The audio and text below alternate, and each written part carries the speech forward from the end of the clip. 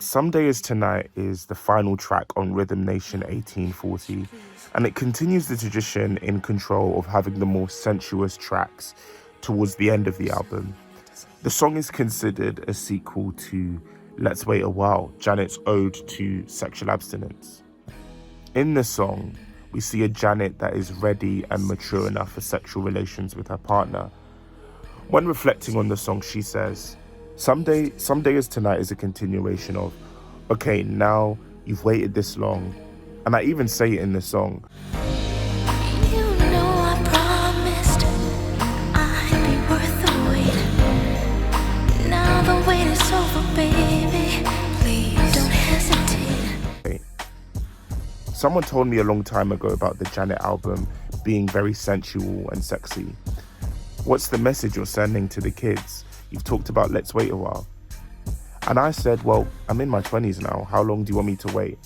And most importantly, she says this: I felt more comfortable letting people a little more into my world. And this speaks to the evolution on the theme of control, particularly as we approach the Janet era. Rhythm Nation 1814 sees a woman who is beginning to operate in her full autonomy and control, who believes that gives her the power to change the world around her. I think Janet, we see her perhaps understanding that the intent of Rhythm Nation was a bit too ambitious, but she does have the power to impact her direct sphere, and she does have true ownership over her choices, her career, her body, her pleasure. In true control, there is freedom. And sex and sensuality is the way Janet chooses to express and explore this. This has been a growing motif in Janet's music. Again, Let's Wait a While and Finding How Time Flies on Control. Then Lone, I Need Some Water. I'm doing a lot of talking. My throat's a bit dry.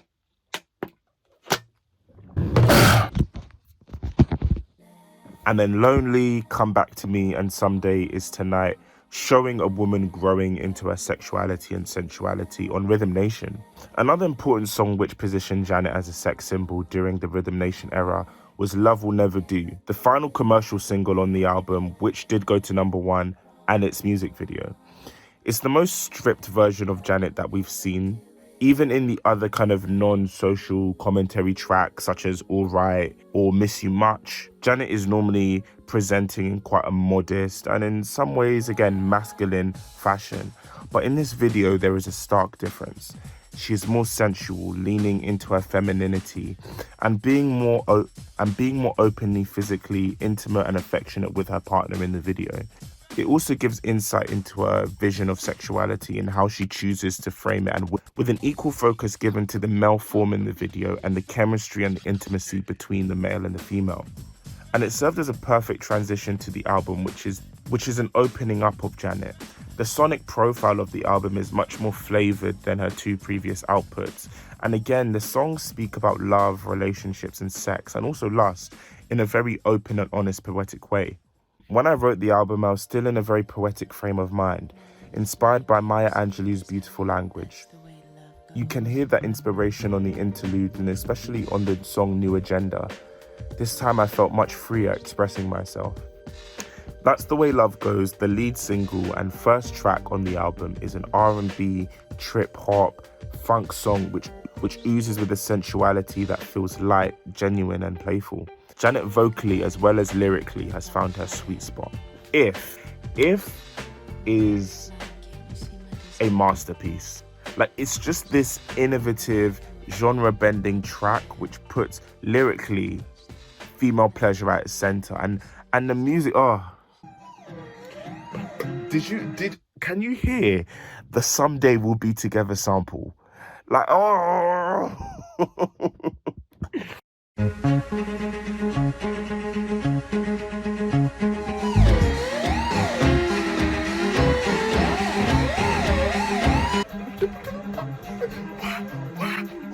let's go.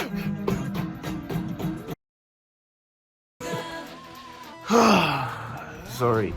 If the music, sorry. If is even a music video, it's probably her best music video. It's got like an Asian aesthetic with futuristic technology. Like Janet Jackson, she invented touchscreen thing. Like, like this vision of sexual liberation, and she just doesn't care. Like, she doesn't care. And same with Throb. Throb is like this house track which is deep erotica. And even with Again is a kind of emotional ballad which was used for the film Poetic Justice. Poetic Justice is quite an important it's quite an important element in the evolution of Janet. It's a film starring Tupac, and when she's talking about being in that poetic kind of mood and wanting to explore the themes of relationship and intimacy, that film was like a big part of why. But it also has this music video which is really fixated on physical and emotional intimacy from the partner that Janet is longing to be with again. And the album climaxes very much literally with anytime, any place.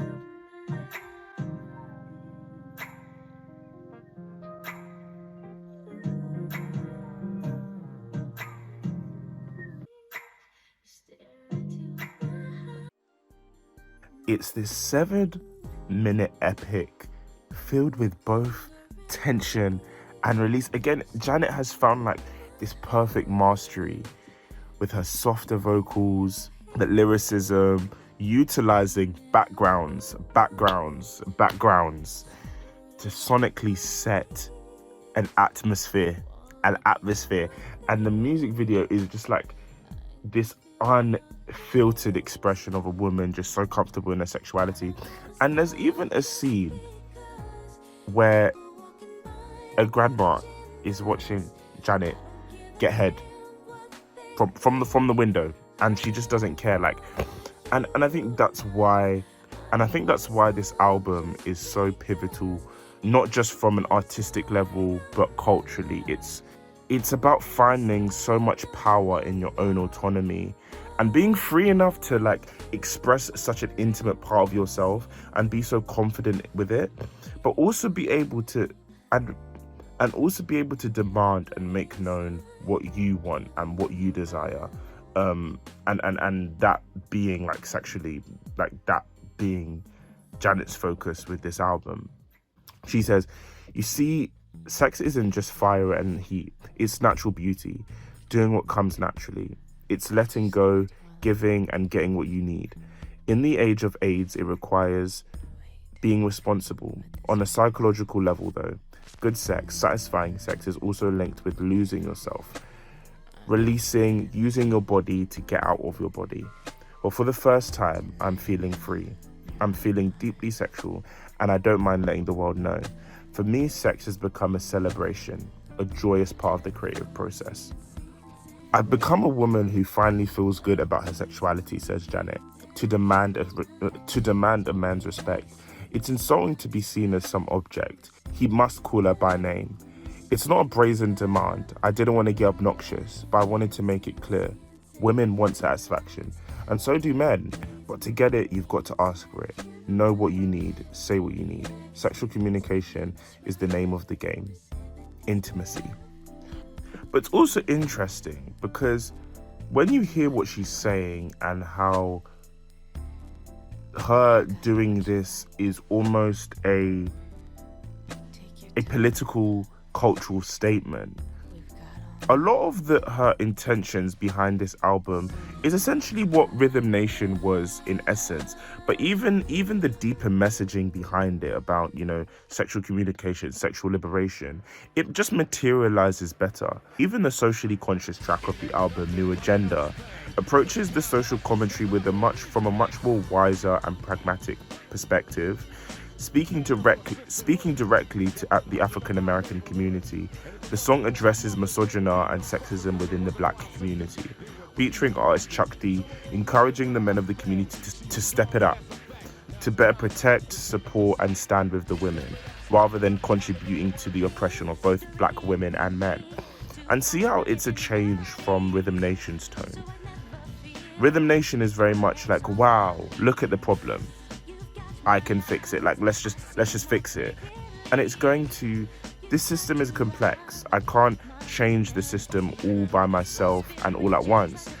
But what can I help with? And how can I hope that my contribution, however small, can have a ripple effect? And the whole album, in my opinion, accomplishes this feat. On an academic level, it's discussed how Janet's sexual freedom through her art contributed to a higher degree of sexual freedom amongst women and a changing attitude towards female pleasure, such as female received head. Ultimately, it speaks to how wielding control of yourself enables a greater freedom. To present yourself authentically to the masses can allow you to have true influence to shape the world in the way you see fit. It requires you to let go of fear, tradition, or previously held beliefs, and it is actually really brave considering, one, she comes from a Jehovah's Witness background, and this is like obviously like a no-go. Like in her 1993 Rolling Stone cover interview with David Ritz, which features the iconic topless image of herself, which eventually becomes like a cropped version of the Janet album cover. She acknowledges that she comes from a sheltered background and was once like quite prudish, especially during the making of the Control album. There's like a funny bit in her recent documentary with Rebe, her sister, talking about the album, and she's like, I'm a Bible student, I'm a student of the word, and I live by principles. I did not like it. My mom really didn't like it. Oh, wow. I'm a Bible student, and I try to live in harmony with principles. And it's not being prudish or anything like that. It's just that's, for me, that's private. And two, others had tried like positioning themselves with sex, and it wasn't like, and it just didn't really work out for them. Madonna's 1992 album Erotica and book Sex were viewed as massive misfires, and she received a lot of scrutiny. Like it was her first album not to go number one since her breakout, her debut. I don't really care. And even Janet's sister Latoya tried to do like the whole pivot towards sex thing, and it didn't really work well. She actually posed nude for Playboy, saying that it was to show my parents that they couldn't dictate me anymore, that I control my life, which is funny because it's like the same themes are kind of coming out and the same things that we're seeing. And another thing Janet had to do in order to fully embody control, it was let go of the Jackson name. Like she's had two like blockbuster albums. She was still in some ways existing in the shadow of her family, and especially Michael.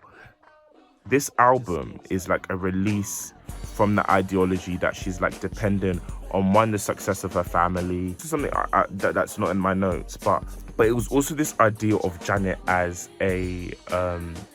like a producer dependent artist, that she only started experiencing success once she started working with Jimmy Jam and Terry Lewis. And that's why also on the credits she is a producer on all the tracks, and she's a writer on all the tracks. She'd mastered her sound, she'd mastered her production techniques. Really believe it shouldn't just be Jam and Lewis, but it should really be Jam, Lewis and Jackson. She left A&M Records and signed with Virgin for a $40 million contract, becoming the world's highest paid musical act at that time. And Janet is still her best-selling album, period. Like, cause you know, it's Janet, period. Like that's the way you say the album, Janet, period. That's the, you know, I'm just not just saying period for period's sake. Do you get what I mean? So, it was meant to go black. So with Control, we have a young woman gaining control and learning about the world for the first time. With Rhythm Nation, she utilizes that zeal and passion from her newly found control in order to go out and change, and in some ways take control of the world and fix it of its social ills. With Janet, you have a less naive woman who realizes that true control doesn't give her ultimate power, but it gives her enough to take control of who she is as a woman and own it with pride. And in that control, there is freedom and the ability to let go. And all of these ideas and all these stages in Janet's evolution, in the way she perceives the idea of control, all collide into a nuanced exploration of self, identity, intimacy, relationships, and sex in The Velvet Rope. A lot of this discussion has been groundwork. It's been building a foundation to be able to better understand the deeper themes within The Velvet Rope. And however, there is one final piece to set, and I think this is really important because I think due to our understanding, our prior understanding of Janet, we were not able to consider this piece in the way we analyze and critically assess the deeper themes and meaning of the songs within the album. And the final piece to set before we go behind The Velvet Rope is to discuss Renee Elizondo.